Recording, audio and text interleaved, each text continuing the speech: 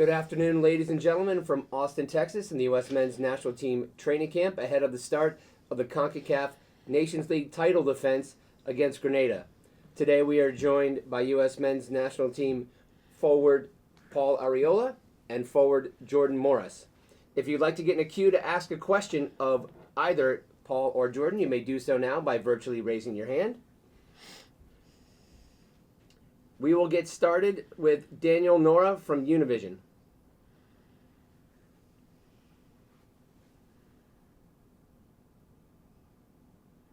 Thank you, Michael. Hi, Jordan. Hi, Paul.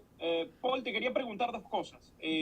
La importancia de la Nations League, ¿qué fue lo que les pasó a ustedes después de ganarla? Porque da la sensación de que todo comenzó allí en Denver para este grupo desde la confianza.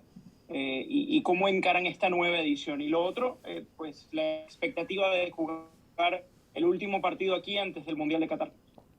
Sí, primero que nada, yo estoy de acuerdo contigo que sentimos que este torneo nos ayudó mucho para agarrar la confianza y el conjunto del equipo ganando este torneo por la primera vez fue muy importante para nosotros, nos dio la confianza que podemos ganar copas y torneos. Entonces para nosotros ahorita el más importante es enfocar en defender nuestro título y también seguir intentando mejorar antes del mundial. Y segundo, sí, yo creo que estamos muy enfocados en el partido que viene. Obviamente el último partido en casa antes del mundial, entonces para nosotros vamos a intentar dar mucha alegría, mucha confianza a la gente, a la afición y también a nosotros como equipo, acabar este torneo o este año antes del mundial. Again, if you'd like to ask a question, you can get in the queue by virtually raising your hand. And we'll continue with Doug McIntyre from Fox. Thanks, Michael. Thanks, Jordan, Paul, for doing this. Appreciate it. I'd like both of you to ask this if you can. I asked the same question to Kellen and Reggie yesterday, but you guys talked about the brotherhood and the closeness of this team so much throughout qualifying. I'm curious now how you maintain that closeness as you compete against each other for roster spots. How do you sort of stay together, but at the same time, you guys both want to be on the World Cup team, even if that means one of your buddies, brothers, friends doesn't get to go. Thank you. You want to go? You want me to go? Want me to go? Yeah, I mean, I think it's everyone's competitive, everyone's competing here, but it's done in the right way, and we are all brothers. We are all here to support each other, and in the end, it's about what's best for the team. So I think everyone is going to go out, compete their hardest in games and trainings. Of course, try to show themselves, but it's how you fit in it to the team and into the team environment and being the best teammate you can be. So, like you said, we have an amazing group here, an amazing group of guys, and we are all gonna compete and work hard. But in the end, it's all about the team. Yeah, just to piggyback off of that, the way I kind of look at it is the guys on this team, the guys in my position. These are guys that I look up to. These are guys that inspire me, that push me to be the best. Obviously we're fighting for these spots. Within our clubs and when we come to camp, but when we're away, these guys are the guys that motivate me to make sure that I'm at my best level to be able to be a part of this squad. So really, I think it's just kind of embracing the opportunity that we're in to get better individually, and then when we come together to be better collectively. And like Jordan said, this is a brotherhood and understanding that it's a team mentality always, the team over the individual. And so just understanding that, it's definitely a healthy competition for all of us. We'll go to Paul Tenorio from The Athletic. Thanks so much, Michael, and thanks, Paul and Jordan, for doing this. Obviously, it's a change in the level of opponent from World Cup opponents to CONCACAF opponents again. But you guys do have limited time together before the World Cup. I wonder not just how you approach these games, But what have the training sessions been like? Because I imagine a big part of this, of taking advantage of this window, is getting the most that you can out of this time together. What's the intensity like, the level? What has the focus been like in these training sessions in the lead up to this Grenada game? Thank you. Yeah, I would say that the level is competitive. Like we just kind of touched on. Guys are competing for spots. Guys are showing why they deserve to be a part of this team going forward, leading into the World Cup. And at the same time, we're trying to get better collectively as a team. Nothing changes regardless of the opponent who we're going to play. We still have the same mentality. We're still going to go out and try and execute what we're asked to do on the field.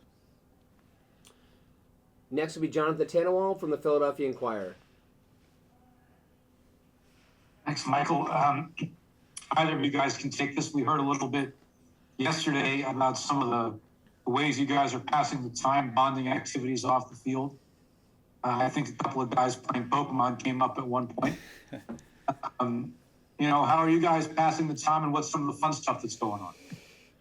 Yeah, it's I think our group, some of our guys, Paul and I, and some other guys brought their VR headsets, and so we're doing a little VR golf against each other, some putt, some golf, just passing the time in that way, playing cards, things like that. So it's good when you're off the field to have the and like touching back to the brotherhood thing. It's like we all love to just hang out and have fun, and it's a great group. So to be able to step away from after training and have some relaxing time together is great.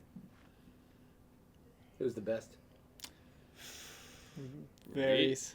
I mean, Paul and I have been a really good team, to be honest. We beat Christian and Ayla last time, so. Next will be Ivis Galarcep from SBI Soccer. Thanks, guys. I wanted to ask both of you about your time at Swansea together. Obviously, things didn't go how either of you probably would have wanted, but what are your recollections of that? What did you gain from that experience, and did it bring you guys closer together? And then the second one for Paul, we saw Christian's hairdo today, and I was just curious how involved were you involved with that? Did you consult him? Did he borrow some of your bleach? And what do you think of the final product there? Yeah, it was a amazing experience. When I knew that Paul was coming over, I was incredibly excited too, and I think it brought us closer together. We've always been good friends on and off the field, but it was really exciting. We were living same apartment building, just a couple floors below each other, and our significant others were there as well, and were able to get to know each other, and it was a really just cool experience going through that with someone. A whole new journey with someone that you were comfortable with was great for both of us. Obviously, ended not how we would have wanted, and came back a little bit earlier, but I think getting a taste of that was exciting, and I was it was a really, really good experience, and I was grateful to go through it with a good friend. Yeah, I'd agree with that. Anytime you go into something new or unknown, just to be able to have someone that you're comfortable with, that is one of your good friends, it just makes it so much easier, to kind of take away the nerves and the unknown. And Jordan and I are pretty similar as far as personalities and kind of the way that we think. So for us to be able to do that, it was something that I was super grateful for. I am super grateful for that opportunity. Obviously, like we touched on, didn't go the way either of us expected it to go or wanted it to go. But that's life sometimes. And secondly, I wasn't involved with Christian yesterday, or when I saw his haircut, his hairdo. I saw it yesterday. I definitely don't mind it. I love change. Why not? Be confident, try something different. But no, it wasn't my idea, and I wasn't the one that executed it. Next will be Charlie Boehm from MLSsoccer.com. Hey, this is for both of you guys. Following up on what Danny asked in Espanol, the Nations League, it seems like there's pros and cons. I'm sure that a lot of people would rather you guys be playing a top opposition right now with World Cup opposition maybe. But it seems like the run that you had in the first edition of this tournament had a big impact on the group and, as you said, on the self-belief. So I wonder how you kind of weigh those things out. Yeah, for me, I think anytime that you're playing for a trophy, it's a great experience. It obviously doesn't mimic a World Cup, but it's a similar sense that you're trying to accomplish a goal and win a trophy. And I think that the mentality throughout the last one was great, and like you said, it brought the group closer together, instilled confidence, and pushed us forward. And I think that we're going to use this as a similar platform, these couple games. So again, I think as a player, whenever you play in games where you have a chance to win a trophy, it's incredibly exciting. Next will be Ryan Talmadge from Goal.com. Thank you, and this is for both of you guys. You've both talked about how the competition is healthy and that everyone's pushing each other in the right way and doing it in a way that's good for the betterment of the team. But just the way things stand right now, there's only a few games left before the World Cup starts, and obviously you guys have MLS seasons and there's European seasons. But does it feel like the clock is ticking? Does it feel like the World Cup's coming around, or is it still kind of a one game at a time thing for you guys? Yeah, I definitely say that. I feel like it's one game at a time. I found that that's the best way for me, just to be present and try and be focused on what is coming up, not on what's going to happen in a month or 2 months or 6 months. I just think I've just found that that's the best way for me individually to be able just to focus on trying to be the best that I could be on the day. And so it just doesn't feel like it's here yet. Obviously we know it's coming, but definitely I tell you that right now I'm really just focused on Friday and focusing on just being ready if I get an opportunity. We'll take 2 more questions and begin with Kyle Fansler. Hey guys, thanks for doing this. I just want to ask you about your mental preparation going into a game against Grenada. Is it one thing to be thinking about the actual opposition in the CONCACAF Nations League, or is it in the back of your mind that you are trying to get a spot on the World Cup roster? Maybe there's not even a difference in preparation between those two things. No, I don't. I think all focus is on the game and the Nations League, and like Paul touched on, nothing changes based on the opponent. We go out and execute our game plan and work on the things that we want to work on in the game. And again, everyone's going to go out and compete and show themselves to the best of their ability. But again, it comes back to the collective and getting better as a team, because there's not that many games left before the World Cup, and we want to continue to take steps to grow and get better as a team before that tournament. So I don't think the mentality is like that. It's all focus on our game plan and focus on one game at a time and getting 3 points. Last question comes from Andrew Jones.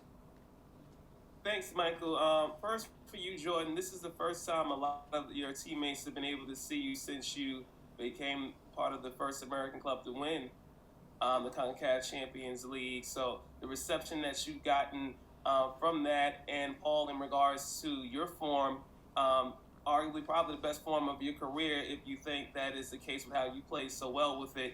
And Paul, if you could talk about that great photo with him and Macklemore, Jordan, in regards to winning that CONCACAF Champions League. Yeah, for sure. It was a incredibly exciting day for Seattle, for the club, and I think it just worked out so well for us to be able to host the second leg at home. It was amazing. That was our goal at the beginning of the year, was to try and win Champions League, be the first club to do that. We knew we had, bringing in a guy like Albert and to an already really talented team, we knew we had a good chance. So it was a great run for the club. I think everyone is coming into camp has been super supportive and offering congratulations. It was obviously long overdue for an MLS team to win that tournament. So in that sense, I think we had other teams kind of rooting for us, which was great. We felt the support of the league, but no, everyone's been awesome and incredibly supportive. And then that picture, Macklemore was just on the field after the game. He's of course one of our owners. He's an incredibly humble, quiet guy, and growing up in Seattle, both of us, it's pretty cool experience to be able to talk with him and enjoy that moment together. So it was great, and glad to get a good picture out of it.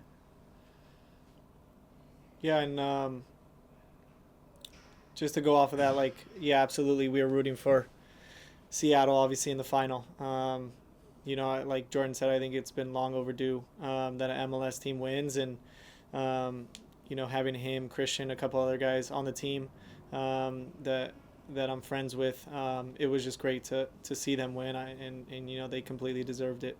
So I was really happy for them. And then speaking on my form, yeah, absolutely. I think, you know, I'm passing through a great time in my career. You know, I'd say I'm thankful and I'm happy, but I'm not content with the, you know, the way that I've played, and I want to continue. You know, it doesn't matter if it's in the past. I want to kind of continue to focus on what's in front of me and just try and continue to play to the best of my ability. Obviously, my move to Dallas has helped me a lot. Being a part of the team with Nico, who was part of the national team, that we play very similar systems, that I feel that I'm able to really fit into, has been a huge help to me. And the confidence in my teammates, playing around a bunch of young, talented players, guys like Jesus Ferreira, Paxton Pomykal, these guys have helped me a lot. So just really thankful for that. But you know, job's not done. I got to keep going. Thanks to everyone for joining us this afternoon. We'll see you the same time tomorrow. Good afternoon from Austin.